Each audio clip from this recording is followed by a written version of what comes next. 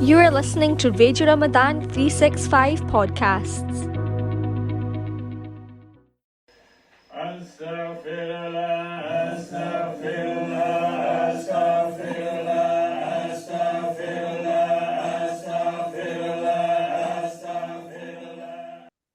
Assalamu alaikum wa rahmatullah, Sheikh Saab.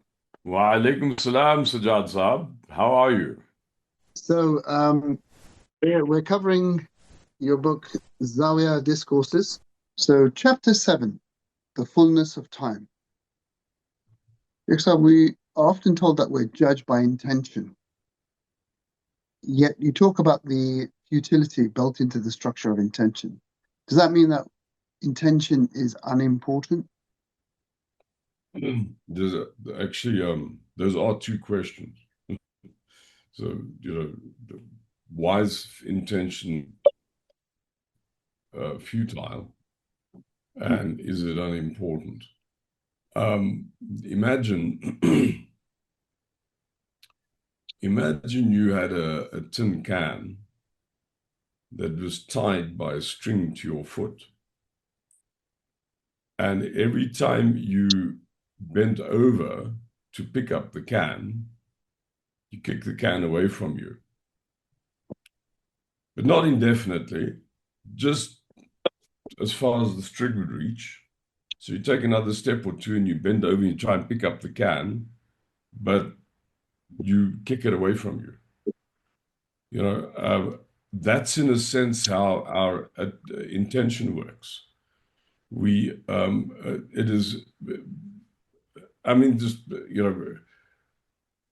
is by definition something that's nested in the future.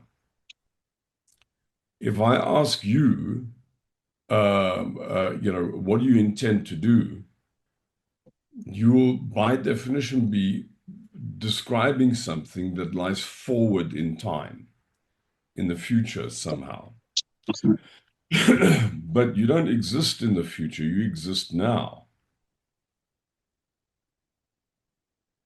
So this is like trying to grab the can you've just kicked.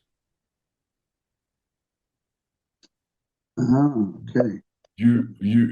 So there's inside all intention, there's this peculiarity that satisfaction can only be in the immediate. I mean, if I'm going to drink a glass of water, then the going to is not yet experiencing the water. So the actual experience of the water happens in the immediacy, happens now. I've got to put it in my mouth and swallow it. Those are all tactile experiences in the moment. So because intention is always about an outcome, it is by definition something that can't be satisfied. So the hunger always remains because you're always in a present. And the thing that the intention refers to something in the future. So the very structure of intent has within it a futility, that you want something that cannot requite you, because all requiting is in the immediacy, all requiting is in the moment, and wanting is in the future. So, in that sense, all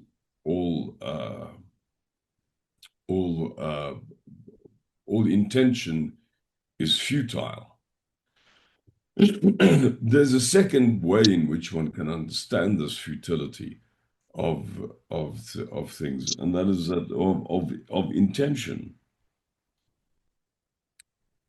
and that is that even if you should get the thing that you want, it is the nature of things to be cast in time, which I think makes sense to me in Surah Al-Asr. In the fullness of time, everything dissolves in any case. So why do you want the thing? I mean, it's you might, let's say, have this vision of this beautiful woman that you've met and you desperately want to marry her and you have this picture of this sort of idyllic experience. All that we have to do is take that picture and fast forward it by 5 decades. And this doesn't look so interesting anymore. I mean, the teeth aren't as good anymore. The skin is not as good. All bits of the body that used to be firm and sort of touchable are no longer that interesting. So this is the fullness of time. The fullness of time, everything that we do is cast in decay. So both in terms of the very structure of intent and the nature of things to decay means that all intention is futile. All intention holds a promise which is fundamentally empty. In fact, it's a bizarre emptiness because it's this wonderful metaphor of drinking salt water for thirst. It is the more you grasp after the thing that you think is going to make you happy, the less happy you are. And the more you wish to grasp after the thing that is going to make you happy. So you get exactly the opposite of what you think you have, and you get it that opposite nature you get exponentially. It gets worse the more you pursue it. So, that suggests then that one must be very leery of anything that has anything that has the character of how we generally understand the issue of intent. Because intent is most of us who understand intent as about outcomes, but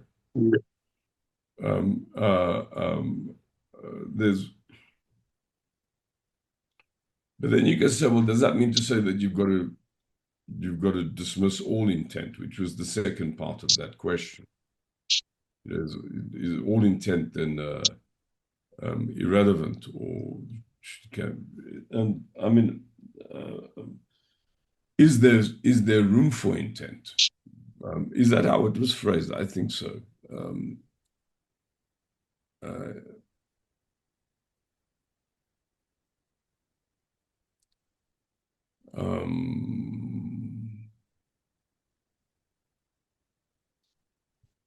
Well,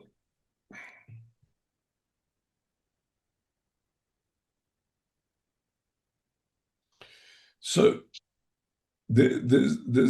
we normally consider intent and purpose similar things. My purpose is, my intent is, and that's generally concerned with outcomes. So the metaphor is the person is walking up the mountain. And if you look at him from the outside, you assume that he's walking up the mountain in order to get to the top of the mountain.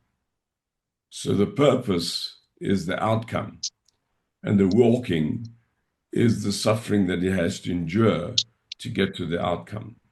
So we have this idea that purpose and intent are about outcomes,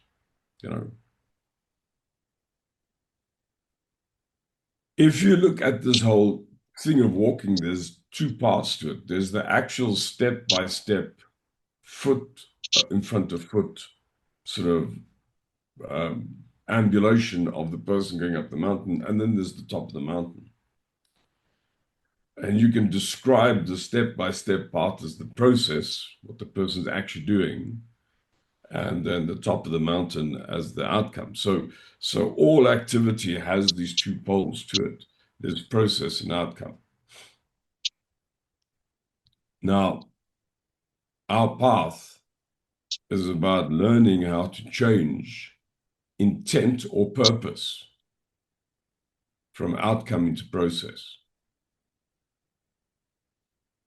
In other words, I'm not walking to get to the top of the mountain. I'm walking to have a good walk, but I need a challenge. I need a mountain. I need something that makes it a challenging walk. So the top of the mountain is my means to walk well. which means I've shifted my purpose and my intent from outcome into process. When you do that, nothing is futile. Because what makes things futile is that they are, I mean, another way of understanding futility is insignificant. Say, it doesn't matter. It's just a means to an end, you know. And if we do if we're doing things as just a means to an end, then we experience the thing itself as futile. You know, it's just it has no value of its own. But when you make the means the purpose, you make the thing that you're doing the point of it all, and you make the outcome the means. You know, so you shift the purpose from outcome into process. Then you have a completely different life experience, you know. And then, in fact, it is the exact opposite. Not everything is futile. Everything is immensely meaningful. So you experience immediate sense of purpose in the moment that you're in, because you're in the purpose, because the moment is the purpose. Yeah, so it is true that in the fullness of time, everything we do is futile. And then, you know, except if you shift your attention from outcome into process, you make what you're doing the point. Then when what you're doing is the purpose, then it is a completely different thing.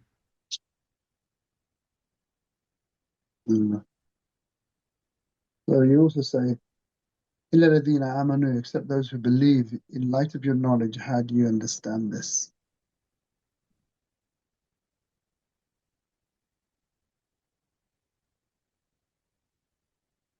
Well, because so believe what?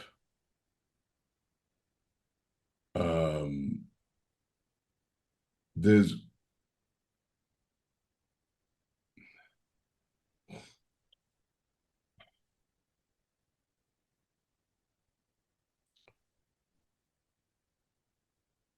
when you believe, you're affirming that there's a creative genius that is in charge of every single moment that you're alive. You know, that there's an infinite intelligence that is looking at me right now, that is engaging me right now through the world that I face in the moment that I'm in. You know, when I realize that, then the moment that I'm in right now is supremely meaningful, because the master of all and the designer of time is having a very particular engagement with me right now in this moment. You know, so that's what it means to believe. What it means to believe is not this abstract thing that there's, you know, on the other side of time, there's this sort of presence that we don't make pictures of. You know, it means that in the immediacy that you're in, Allah is present, which means the immediacy that you're in is meaningful. It is not purely a means to an end. It's not purely a step elsewhere. So that's one way of understanding this thing of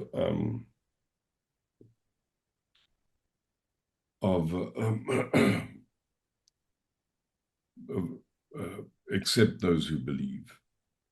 You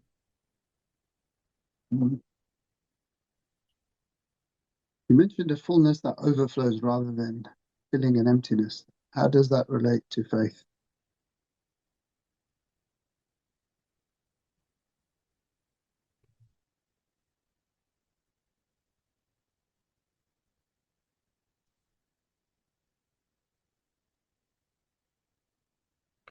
Emptiness says it's not enough. I want more.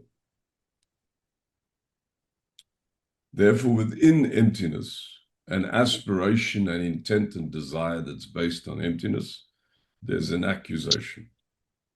and it's an accusation of inefficiency or insufficiency. The antonym of that sense of insufficiency has to be, it's full. It is, what I have is not inadequate. What I have is enormously abundant, and it's beyond what I can account for in terms of my own intelligence. I've been given, as we say, in excess of my due, incalculably, vastly in excess of my due. And if I understand that I've received in excess of my due, that experience is called gratitude. So to be a grateful person is to see the world in such a way that you've already received so much, that there's so much blessing that are constantly aimed at you on and on, without your having to manage the affair or intervene.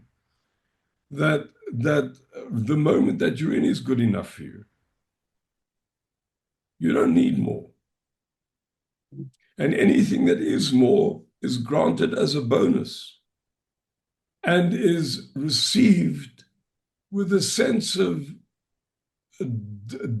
surprised delight. I mean, you can imagine if you were married to somebody and you let that person know, listen, I want a pair of diamond cufflinks for my birthday, and you left lots of hints like that. And on your birthday, there's a box, you open a set of diamond cufflinks. There's a sense of, well, I'm kind of like, this is what I wanted. I'm owed this, I'm in this.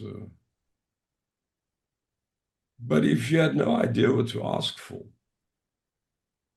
and you opened the same box on your birthday and you saw these incredibly precious cufflinks, you'd be amazed. You'd be overwhelmed. You'd be delighted. So expectation robs you of delight. Oh, but I actually wanted it anyhow. But if you don't know what to expect, then what you get is stupendous. So if we manage to forego our expectation, which is another way of saying forego my intentions, that means that whatever you experience, you will experience as stupendous and undeserved. And because it's undeserved, fundamentally delighting and delightful. You will be delighted with your life.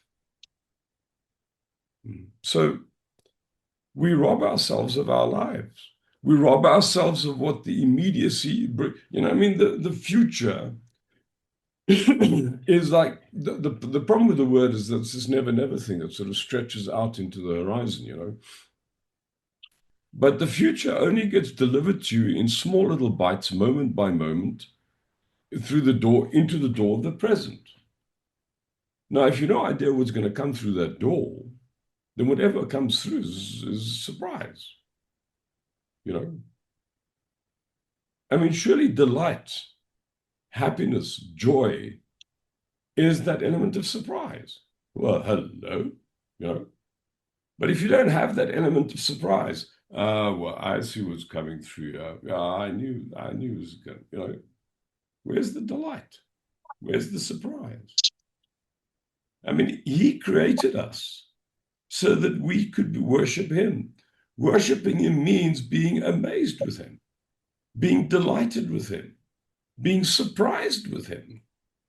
How do you propose to be surprised if you knew what the hell was coming?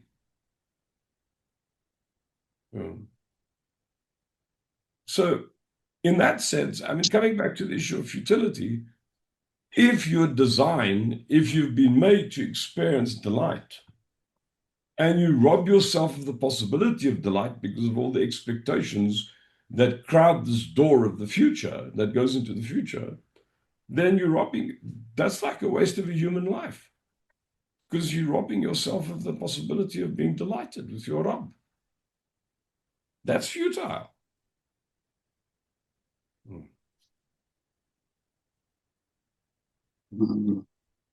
You say that being happy is due to acting on the basis that your Rabb has given you something extraordinary.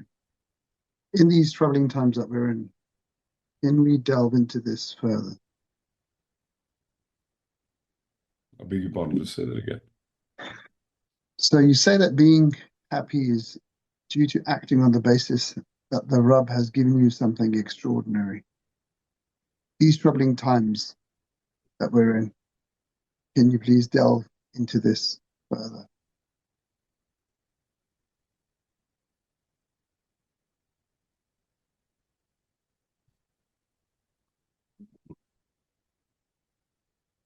Which times that human beings have been in have not been troubling? When have we had a time that the old men didn't sit around sort of sipping their tea, looking wistfully out the window and commenting on how much the world has gone to the dogs? This is every generation's problem. And every generation is actually facing the same thing. And that is not how much is going wrong, but how much is actually going right. I mean, you did have your suhoor this morning, I assume. You had a cup of tea. Somebody did not. Okay, well, whatever it is you had, coffee, I don't know. But whatever you had for your suhoor, somebody didn't sneak strychnine into it. Or with that Navalny, they said, discovered now you got poisoned by frog poison. They're not sticking frog poison in your food. They're kind of like, I mean, insofar as you sitting there in a very comfortable looking room, it doesn't strike me that these are immensely troubling times at all. Yeah, I mean, it's the human condition to, in Afrikaans, there's an expression. And the expression is, ons klaar met die wit brood onder die arm. That means we complain with a loaf of white bread under the arm. White bread is like, it's like a symbol for privilege, And that's what we do. Insofar as you're alive, you're privileged. Insofar as you can take the next breath, you're privileged. So what is this thing? What do we mean by troubling times? There's no troubling times. No times are troubling. The most troubling time can become as you die, and the dead don't have any trouble. Then it's no longer troubling anyhow. So there's no trouble. It's a melodramatic device that we use to have interesting conversation with each other, to keep on throwing catastrophes at each other. Most of us don't have a catastrophic world experience, actually. And even if we were in a situation where there was a catastrophic world experience, insofar as we're alive, there's still more going right than wrong, which means actually the catastrophe hasn't quite hit us yet. And if it does hit us, it actually does kill us, then we're hitless. We're among the dead. The dead don't have any problems. Problems are gone. Then there's no catastrophe anyhow. So where's the catastrophe? We owe it to ourselves to not allow ourselves and each other to continue this gratuitous victimhood by the news and the this and the that. And that's not suggesting that terrible things aren't happening. But at some level, we're really doing violence to the truth by keeping on talking about this stuff. Beg your pardon. Jazakallah, Shaykh. Thank you very much for that. Alhamdulillah. Until the next chapter. Inshallah. أستغفر الله أستغفر